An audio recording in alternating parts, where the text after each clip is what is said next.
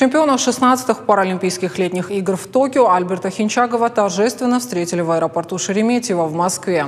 Российский легкоатлет, представляющий Северную Осетию, завоевал золото, выиграв соревнования в толкании ядра. Его результат 15,78 метров. Альберта приветствовали по национальной традиции – 3 пирогами и чашей с пивом. Осетинскую делегацию представили сотрудники постоянного представительства республики при президенте России во главе с заместителем полпреда Камбулатом Гулаевым, члены Московской осетинской общины. Домой, в Северную Осетию, спортсмен вернется уже завтра. Я до сих пор не чувствую, что я ее получил. У меня эмоции. Я не могу даже представить, что я выиграл Паралимпиаду. Пока не осознаю. Я шел к победе с того момента, как я попал в этот спорт. Прям с этого же дня я поставил себе цель выиграть Паралимпийские игры. У меня их 2 тренера, Валера Гаглоев и Борис Короев. Я им очень благодарен.